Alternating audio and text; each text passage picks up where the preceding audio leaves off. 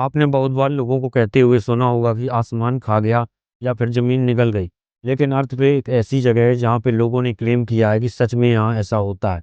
यह जगह north Atlantic ocean के वेस्ट रीजन में यूएसए स्टेट के फ्लोरिडा से प्रोटो रिको आइलैंड और बरमूडा के बीच में है। अब क्योंकि ये तीनों मिलकर ट्रायंगल बनाते हैं, इसलिए इस एरिया को कहा जाता है बरमूडा ट्रायंगल। लेकिन इस एरिया में जो जो इंसिडेंट्स हुए, उसकी वजह से इसको और भी नाम दिए गए हैं, जैसे devil's triangle, the limbo of the lost. अब बात करते हैं ये जो एरिया है इसके बारे में बात होना शुरू कैसे हुआ। 1950 में यूएसए मीडिया के अंदर इस एरिया के बारे में हल्की हल्की बातचीत शुरू हो रही थी। लेकिन पहली बार इसको बरमूडा ट्रायंगल लोगों ने तब बोलना चालू किया जब विंसेंट गेडी ने आर्टिकल पब्लिश किया आर्गोसी मैगजीन में, और उन्होंने लिखा कि फ्लोरिडा के पास एक एरिया है जो 3 पॉइंटों से मिलकर बना है और जहाँ पे कुछ अजीब सी एक्टिविटी हो रही है। और जब ये आर्टिकल उन्होंने लिखा तो उस आर्टिकल का जो नाम था वो लिखा था द डेडली बरमूडा ट्रायंगल। इसके बाद जब भी इसके बारे में बात हुई तो लोगों ने इसको बरमूडा ट्रायंगल बोला और तब से लेकर आज तक इसको बरमूडा ट्रायंगल बोला जाता है। ये जो बरमूडा ट्रायंगल का एरिया है इसमें सबसे बड़ी प्रॉब्लम यह है कि जैसे ही इस एरिया में जाओ तो कभी रेडियो नहीं चलता, कभी कंपास ख़राब हो जाता है, इलेक्ट्रॉनिक डिवाइसेस उनकी रीडिंग फ्लक्चुएट करने लगती है। और ये सब तो चल ही रहा है, इसके साथ साथ आसमान से प्लेन और समुद्र से शिप्स भी गायब हो रहे हैं और इनके साथ साथ जो लोग थे वो भी गायब हो रहे हैं। और गायब भी इस तरीके से हो रहे हैं कि चाहे आदमी हो या फिर शिप, उसका एक छोटा सा टुकड़ा तक नहीं मिल रहा है। अब जब ये सारे इंसिडेंट्स हो रहे थे तो लोगों ने अलग अलग चीज़ें बोलना चालू कर दिया। कुछ लोगों ने बोला कि इस एरिया में सी मॉन्स्टर है, कुछ लोगों को कहना था एलियंस का इन्फ्लुएंस है इस एरिया में, कुछ लोगों ने ऐसे इल्यूमिनाटी की जो कॉन्स्पिरेसी है इससे जोड़ना चालू कर दिया। लेकिन कन्फर्म कुछ भी नहीं हो रहा था। अगर आप सर्च करोगे तो आपको पता चलेगा कि ऑल ओवर वर्ल्ड में बरमूडा ट्रायंगल के ऊपर जितनी मूवीज़, बुक्स, डॉक्यूमेंट्री बनी हैं शायद ही किसी और टॉपिक पे बनी होंगी। 1888 में एक शिप था जिसका नाम था एलन ऑस्टिन।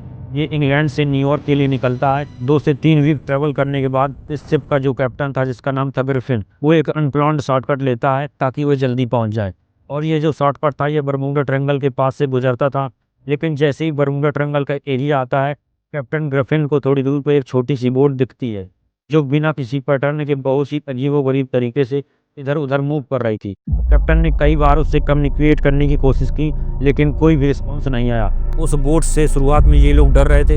कुछ टाइम के बाद कैप्टन ने कुछ लोगों को उस बोट में भेजा चेक करने के लिए कि ये बोट रिस्पॉन्स क्यों नहीं कर रही है। लेकिन उस बोट पे पहुंचने के बाद हर कोई शॉक्ड हो गया क्योंकि वो बोट पूरी की पूरी खाली थी, उस पर कोई नहीं था, ना तो कैप्टन था, ना कोई क्रू, ना ही कोई पैसेंजर था और सारी चीज़ें बोट की सलामत थी। इसके बाद ये लोग मिलकर डिसाइड करते हैं ये जो बोट है इसको अपने साथ न्यूयॉर्क लेकर चलते हैं, वहाँ की जो अथॉरिटी होगी उसको इन्फॉर्म कर देंगे।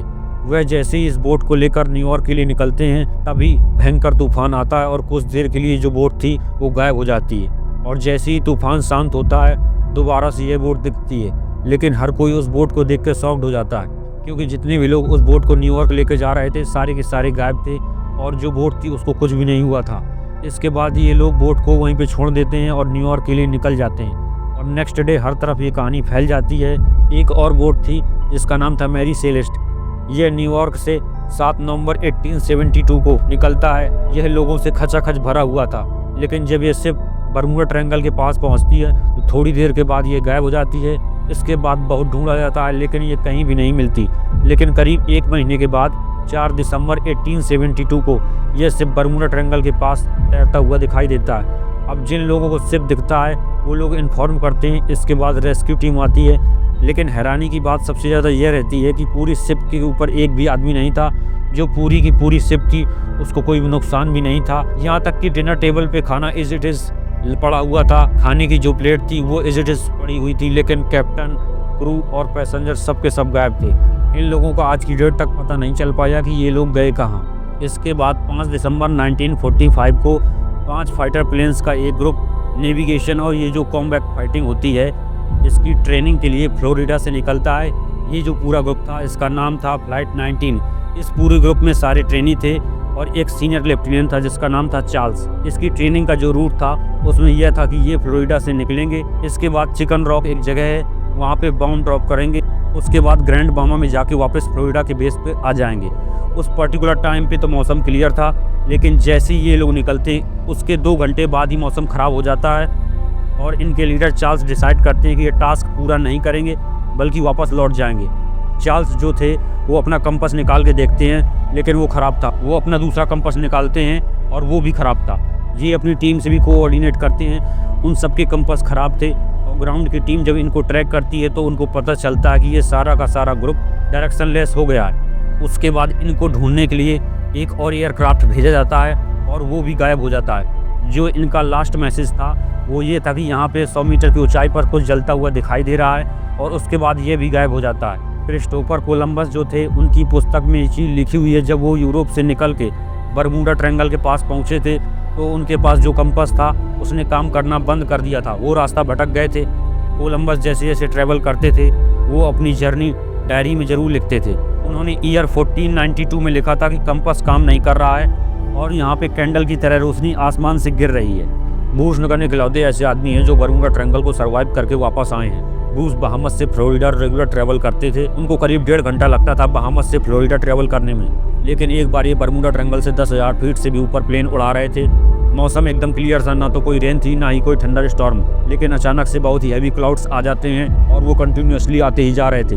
इतना ज़्यादा अंधेरा हो गया था कि सन की एक लाइट तक उसमें से पास नहीं हो रही थी। जैसे जैसे ब्रूस आगे बढ़ रहे थे क्लाउड और हैवी होते जा रहे थे और प्लेन के इंस्ट्रूमेंट भी काम नहीं कर रहे थे, ना ही कंपास काम कर रहा था। उनको ऐसा लग रहा था कोई एक्सटर्नल फोर्स है जो प्लेन को कंट्रोल कर रहा है। ग्राउंड पे जो टीम थी उनको अचानक से उनकी लोकेशन मिलना भी बंद हो गई, लेकिन वो रुके नहीं। वो कंटिन्यूसली उन घने बादलों में प्लेन चलाते रहे। फिर वो बादल थोड़ी देर के बाद हट गए। वो ग्राउंड की टीम से कांटेक्ट करते हैं, लेकिन हर कोई शॉक था क्योंकि प्लेन सिर्फ 45 मिनट में ही फ्लोरिडा पहुंच गया था, जो कि प्रैक्टिकली पॉसिबल नहीं है। 250 माइल्स की डिस्टेंस भी 1.5 घंटे में पूरी होनी चाहिए थी, क्योंकि जिस मॉडल का प्लेन था उसकी maximum speed 180 miles per hour थी। प्रैक्टिकली ऐसा पॉसिबल नहीं था। 45 मिनट में वो फ्लोरिडा पहुंच गए। उन्होंने फ्यूल चेक किया, वो भी एज इट इज था, वो भी कम नहीं हुआ था। फिर आगे चलकर उन्होंने इस पर एक किताब लिखी। अब देखिए, जो स्टोरीज मैं आपको बता रहा हूँ ऐसी और भी बहुत सारी स्टोरीज हैं बरमूडा ट्रायंगल के ऊपर, जो बुक्स, मूवीज और डॉक्यूमेंट्री की फॉर्म में बिक रही हैं। अब इसके पीछे रीजन क्या है, क्योंकि ये जो कॉन्स्पिरेसी थ्योरी होती है काफ़ी इंटरेस्टिंग होती है। एक पर्टिकुलर इंसिडेंट्स के कुछ डेटा पॉइंट्स को उठा लें जो कि 100 से 200 साल पुराने हैं, जिसको वेरीफाई तक नहीं किया जा सकता। हम कुछ भी मान लेते हैं। जब मैं सारी स्टोरीज बता रहा था तो आपके दिमाग में क्वेश्चन आए होंगे कि अगर इतनी मिस्टीरियस है ये जगह तो आजकल इसके बारे में बात क्यों नहीं हो रही है। अगर आज की डेट में किसी को फ्लोरिडा जाना हो तो वो प्लेन या शिप का यूज करेगा और यही बरमूडा ट्रायंगल वाला रूट यूज करेगा। इनफैक्ट सबसे हैवी ट्रैफिक जोन है बरमूडा ट्रायंगल का। आज की डेट में हमारे पास एडवांस टेक्नोलॉजी है तो हमें पता चल जाता है अगर कोई इंसिडेंट होता है इसके पीछे रीजन क्या है। कई ऐसे इंसिडेंट्स हैं जो आज भी पता नहीं चल पाते, लेकिन हम बहुत ही तेजी से एडवांस होते जा रहे हैं। ये जो बरमूडा ट्रायंगल की कहानियां बेची जा रही हैं, अगर आप गूगल में सर्च करोगे तो टॉप 10 100 डेंजर जोन में भी बरमूडा ट्रायंगल का नाम नहीं आता। यूएसए ने भी तो बरमूडा ट्रायंगल का जो नाम है इस वर्ड को ही नहीं मानती। बरमूडा ट्रायंगल की जो विकिपीडिया डिफिनीशन है वो ये कहती है कि यह एक अर्बन लेजेंड है, मतलब एक कहानी है जो बताई जा रही है कि सच है, लेकिन वो सच नहीं है। लॉयड लिस्ट एक शिपिंग पब्लिकेशन है जो ऑल ओवर वर्ल्ड के शिप्स का डाटा मेंटेन करती है कि कितने कैजुअलिटी हुई हैं हर साल, कितने शिप गायब हुए हैं और उनके हिसाब से ऑल ओवर वर्ल्ड में कितने वेसल्स हैं।